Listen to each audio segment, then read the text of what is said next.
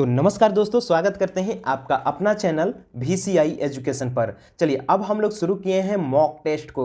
Mock test साथ में चलते रहेगा और अभी हम लोग थ्योरी पढ़ रहे हैं NCERT सार संग्रह जो वन लाइनर फॉर्म में है दोस्तों।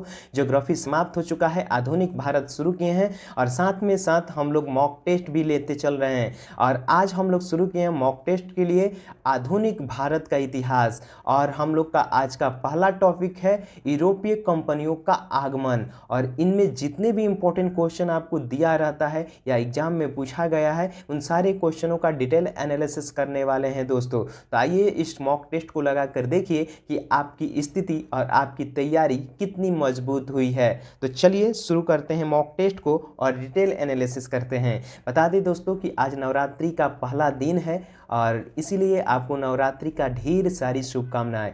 माता रानी आपकी हर मनोकामना पूर्ण करे और पढ़ाई में आप पूरी तन मन धन से लगें ताकि आपका सिलेक्शन पक्का रहे। तो चलिए दोस्तों आज हम लोग शुरुआत भी कर लेते हैं।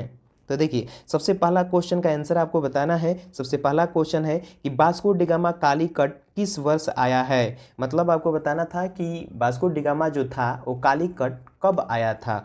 तो यहाँ पर ऑप्शन दिया गया है, पहला 1350 में आया था कि 1530 में या 1498 या 1612। अब इसमें आपको बताना है कि इसका राइट आंसर क्या है। तो आपको बता दें कि इसका राइट आंसर हो जाएगा 1498। आइए थोड़ा डिटेल एनालिसिस करते हैं। आपको बता दें कि वास्को डी गामा के लिए बहुत सारे लोगों में भ्रम पैदा रहता है कि वास्को डी गामा भारत का खोज किया था। बहुत सारे प्राइवेट पब्लिकेशन की बुक आती है, उसमें देखे होंगे कि वास्को डी गामा जो था वो भारत का खोज किया था। बिल्कुल नहीं मेरे दोस्त, वो भारत का खोज नहीं किया था। क्या वो वास्को डी गामा 1498 में आया? उससे पहले भारत नहीं था। लेकिन वो क्या किया, देखिए पहले हम लोग का जो यूरोप से व्यापार हुआ करता था वो स्थल मार्ग से होता था। लेकिन वास्को डी गामा जब भारत आया तो वो समुद्री मार्ग का खोज किया और उस समुद्री मार्ग का नाम था केप ऑफ गुड होम, जो हम आपको डिटेल कराएंगे तो उसमें आपको बताएंगे दोस्तों। देखिए तो इसी रास्ता का खोज किया, इसीलिए उसको बहुत सारे लोग कहते हैं कि भारत का खोज किया। तो इस भ्रम से आप भी निकलिए तो ध्यान रखिए। देखिए सब देख सकते हैं कि वास्को डी गामा 17 मई 1498 को भारत के पश्चिम तट पर स्थित कालीकट कहाँ है जी? केरल में है। और वो केरल में कालीकट जो है वो केरल का बंदरगाह है जहाँ पर बड़े बड़े जहाज आते हैं और व्यापारी लोग अपना व्यापार करने के लिए इधर से उधर गुड्स पहुँचाते हैं, लाते हैं।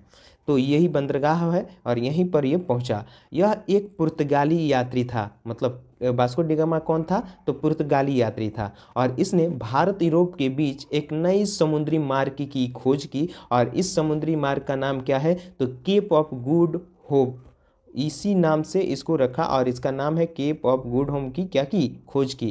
केप ऑफ गुड होम क्या है? तो एक समुद्री मार्ग है दोस्तों। आइए देख सकते हैं कालीकट के तत्कालीन हिंदू शासक का मतलब क्या? राजा। ये हिंदू राजा कौन था? इसका नाम था जमोरिन। क्या नाम था? जमोरिन। जमोरिन ने क्या किया? वास्को डी गामा का स्वागत किया। तो ये ध्यान रखिएगा। देखिए इसमें क्या क्या ध्यान रखना है। सबसे पहले कि वास्को डी गामा कब आया? तो 17 मई 1498 को आया। कहाँ आया? तो केरल के कालीकट के तट पर। तीसरी चीज़ कि ये आया तो किन चीज़ों का खोज किया? तो आपको मालूम होना चाहिए केप ऑफ गुड होप। किसकी खोज किया? Cape of good hope. Cape of good hope क्या है? तो एक समुद्री मार्ग है जिससे वास्को डी गामा आया था। अब आपको बता दें कि यहाँ पर एक और चीज़ याद रखना है कि वहाँ के शासक जमोरिन ने उसका क्या किया? स्वागत किया। तो इन सारी बातों को ध्यान रखिएगा। देख रहे हैं एक क्वेश्चन से कई क्वेश्चन आपको बन रहा है दोस्तों। आइए पहला क्वेश्चन हो गया दोस्तों। दूसरे क्वेश्चन पर चलते हैं। दूसरा क्वेश्चन आपके सामने है, देख सकते हैं मेरे दोस्त। दूसरा क्वेश्चन इसमें बताना है कि क्या बताना है कि लंदन में ब्रिटिश ईस्ट इंडिया कंपनी के गठन के समय भारत का मुगल बादशाह कौन था? आपको बता दें जब ब्रिटिश में ईस्ट इंडिया कंपनी की गठन हो रही थी, मतलब उसको बनाया जा रहा था, तो भारत में मुगलों का शासन हुआ करता था। और उस समय जो मुगल शासक था उसका नाम था अकबर। अकबर क्या थे? भारत के मुगल शासक थे। वही थे जब वो मतलब ब्रिटेन में ईस्ट इंडिया कंपनी की गठन हो रही थी तो भारत में मुगलों का शासक चल रहा था और उस टाइम जो शासक थे वो अकबर थे। आइए थोड़ा डिटेल जानते हैं इनके बारे में। देख सकते हैं कि इंग्लैंड की महारानी एलिजाबेथ प्रथम, तो आपसे पूछा जा सकता है कि एलिजाबेथ प्रथम कौन है, तो इंग्लैंड की महारानी है। देखिए महारानी के समय 31 दिसंबर 1600 को लंदन में ब्रिटिश ईस्ट इंडिया कंपनी की स्थापना हुई। देखिए ब्रिटिश ईस्ट इंडिया कंपनी का ये नाम देख रहे हैं, ये परिवर्तन नाम है दोस्तों, इसका नाम ये नहीं था, बहुत बड़ा नाम था, हम आपको आगे बताएंगे कि स्थापना हुई और इसे शाही चार्टर द्वारा 15 वर्षों के लिए पूर्वी देशों में व्यापार करने का अधिकार प्राप्त किया गया। यानी कहने का मतलब है कि एलिजाबेथ प्रथम वहाँ की महारानी थी और यही क्या कि 31 दिसंबर 1600 को लंदन में ब्रिटिश ईस्ट इंडिया कंपनी जो थी उसको 15 वर्षों के लिए व्यापार करने के लिए अधिकार दिया दोस्तों। और कहाँ के देशों में, तो पूर्वी देशों में व्यापार करने का अधिकार दिया। और इसका आरंभिक उद्देश्य क्या था, देखिए मतलब कि व्यापार करने ये जाएंगे, इनका उद्देश्य क्या है, तो देखिए इनका उद्देश्य क्या था दोस्तों, ये भूभाग पर अधिकार करना नहीं बल्कि व्यापार करना था। तो आपको मालूम होना चाहिए कि भारत में जब अंग्रेज आए थे तो लूटने खसोटने के लिए नहीं आए थे, यहाँ पर वो लोग आए थे व्यापार करने के मकसद। लेकिन बदकिस्मत है भारत की कि यहाँ के जो शासक थे वो बहुत लालची थे और बहुत सारे उनके सेनापति थे वो भी लालची थे, जिसके कारण भारत को इन सारी परिस्थितियों से जूझना पड़ा। तो इस बातों को ध्यान रखिएगा। तो ये लोग आए थे तो व्यापार करने से आए थे। कंपनी के गठन के समय भारत का शासक मुगल शासक अकबर थे और उनका जो शासनकाल कब से कब तक था, तो 1556 से 1605 ईस्वी तक इनका शासन हुआ करता था। तो इस बात को ध्यान रखिएगा। आइए अगला क्वेश्चन देख सकते हैं, बहुत ही ज़्यादा इंपॉर्टेंट है क्वेश्चन कि भारत में पुर्तगाली शक्ति का वास्तविक संस्थापक किसे माना जाता है, क्या वास्को डी गामा को, अल्बुकर्क को, अल्मीडा को या निनो डी कुंटा को माना जाता है। तो इसमें आपको बताना है कि भारत में पुर्तगाली शक्ति जो था उसका संस्थापक किसे माना जाता था। तो आपको बता दें दोस्तों कि इसका राइट आंसर क्या हो जाएगा, तो राइट आंसर हो जाएगा दोस्तों, राइट आंसर हो जाएगा अल्बुकर्क। क्या हो जाएगा, अल्बुकर्क। आइए थोड़ा अल्बुकर्क के बारे में जान लेते हैं। देखिए देख सकते हैं दोस्तों कि अल्फांसो डी अल्बुकर्क, इसका पूरा नाम क्या था, अल्फांसो डी अल्बुकर्क 1509 से 1515 ईस्वी में भारत में पुर्तगाली शक्ति का वास्तविक संस्थापक माना जाता है। तो ये बात आपका कंफर्म हुई कि पुर्तगाली शक्ति का वास्तविक संस्थापक अल्बुकर्क को माना जाता है। इसका कब माना गया, तो 1509 से 1515 के बीच। और आपको मालूम होना चाहिए कि इसने बीजापुर के आदिल शाही सुल्तान से 1510 ईस्वी में गोवा को जीत लिया था। और इस विजय के पश्चात मतलब जीतने के बाद भारत में पुर्तगाली नौसैनिक का प्रभुत्व एवं पुर्तगाली राज्य की क्या हो गई, स्थापना हो गई। कहाँ, गोवा में हुई। जबकि फ्रांसिस्को डी अल्मीडा भारत का प्रथम पुर्तगाली गवर्नर था। तो इन बातों को ध्यान रखिएगा कि प्रथम पुर्तगाली गवर्नर कौन था, तो उसका नाम था फ्रांसिस्को डी अल्मीडा। और आपको ये भी चीज़ मालूम होना चाहिए अल्फांसो डी अल्बुकर्क कौन था, तो इसे हम पुर्तगाली शक्ति का वास्तविक संस्थापक मानते हैं। किसको, फ्रांसिस्को डी अल्बुकर्क को। तो इस बात को भी ध्यान रखिएगा दोस्तों। तो अगला क्वेश्चन 7 नंबर आपके सामने है और इसका राइट आंसर बताना है। देखिए विलियम हॉकिंस किसके शासन में मुगलों के पतन के समय व्यवसाय करने का अधिकार प्राप्त करने के लिए मुगल दरबार में आया था। क्वेश्चन समझिए, कह रहा है कि विलियम हॉकिंस जो था वो किसके शासनकाल में मुगलों के पतनों पर व्यवसाय करने का अधिकार प्राप्त करने, मतलब व्यवसाय मतलब समझ रहे हैं, व्यापार करने का अधिकार प्राप्त करने के लिए आया था। तो कौन से मुगल शासक थे, उनका नाम बताना है। तो आपको बता दें कि इसका राइट आंसर क्या हो जाएगा दोस्तों, तो इसका राइट आंसर हो जाएगा जहांगीर। जहांगीर क्या था, उस टाइम मुगल शासक हुआ करता था। आइए थोड़ा इसके बारे में डिटेल जानते हैं। देखिए 1608 ईस्वी में विलियम्स हॉकिंस ब्रिटेन के सम्राट जेम्स प्रथम के राजदूत के रूप में भारत आए थे। मतलब जेम्स प्रथम कौन थे, तो ब्रिटेन के सम्राट थे और इसी के जो राजदूत था वो कौन था, विलियम हॉकिंस था दोस्तों। आइए थोड़ा इसके बारे में जानिए। ये देखिए मुगल बादशाह जहांगीर के शासनकाल में मुगलों के पतनों में व्यवसाय करने का अधिकार प्राप्त करने के लिए मुगल दरबार में आए थे और हॉकिंस से प्रसन्न होकर जहांगीर ने 400 का मनसब तथा जागीर प्रदान किया। और मतलब कि ये आए थे अपना व्यवसाय का अधिकार प्राप्त करने के लिए। जहांगीर इनसे बहुत खुश हुआ और इनको 400 मनसब दिया तथा जागीर भी प्रदान किया। 400 मनसब का मतलब उसको पैसा वैसा नहीं दिया, उसको मतलब किसी तरह का अधिकार दिया दोस्तों। ठीक है, इस बात को भी ध्यान रखिएगा। देखिए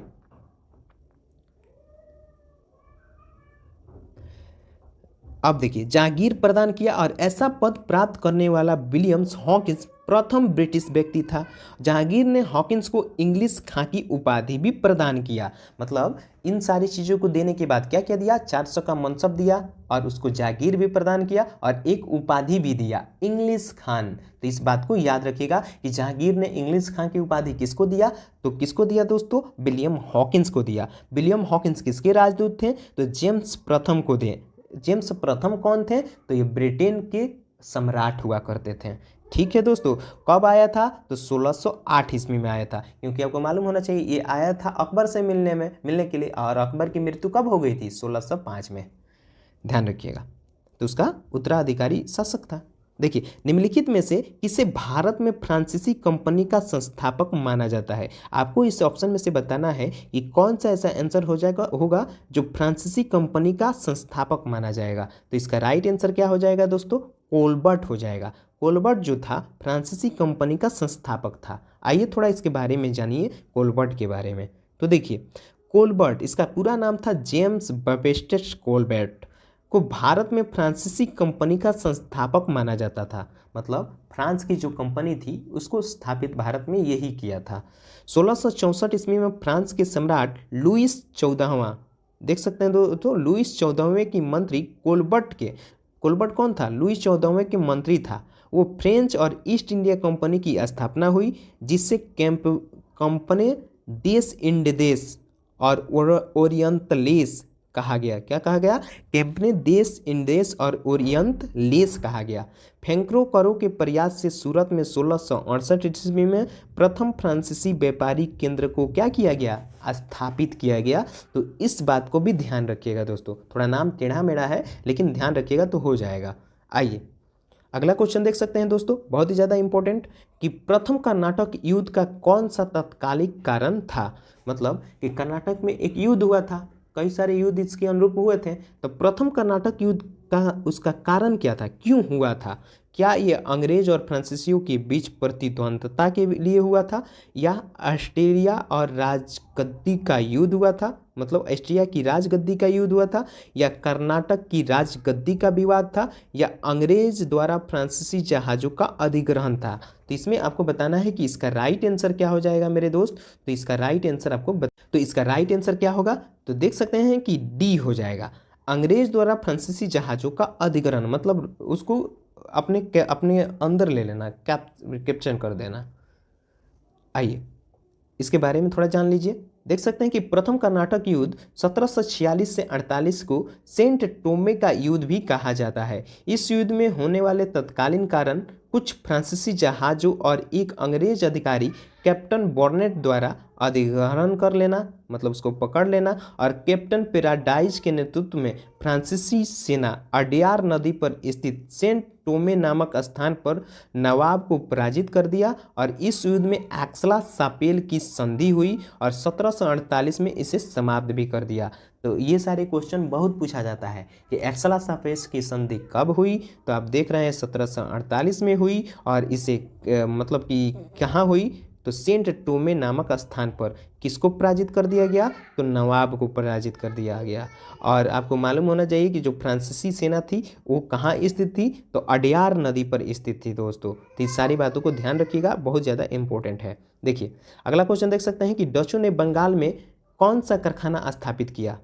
क्या ये बंदेल का, पीपल का, श्रीरामपुर का, या हुंगली का, किस चीज़ का, मतलब डचों ने बंगाल में कौन सा कारखाना स्थापित किया, ये आपको बताना है। तो देख सकते हैं दोस्तों इसका राइट आंसर क्या हो जाएगा, तो इसका राइट आंसर हो जाएगा दोस्तों, इसका राइट आंसर हो जाएगा बी। क्या हो जाएगा, बी, यानी पीपल। देखिए सन 1627 में डचों की बंगाल में प्रथम कंपनी पीपली में स्थापित हुई। कहाँ स्थापित हुई? पिपली में। इनका उद्देश्य था कि दक्षिणी पूर्वी एशिया के द्वीपों को व्यापार करना। सन 1653 में चिंसुरा माने बंगाल में डचों द्वारा व्यापारिक कंपनी की स्थापना की गई, जिसके पश्चात डचों को व्यापार में विस्तार हुआ और यहाँ पर डचों की द्वारा निर्मित दुर्ग और गुस्ताबुल फोर्ट नाम से जाना जाता है। तो इस बात को भी ध्यान रखिएगा। आइए अगला क्वेश्चन देख सकते हैं दोस्तों, बहुत ही ज़्यादा इंपॉर्टेंट अगला क्वेश्चन आपके सामने। 17वीं शताब्दी में अंग्रेजों द्वारा यूरोपियों को निर्यात की जाने वाली कौन सी वस्तु नहीं है?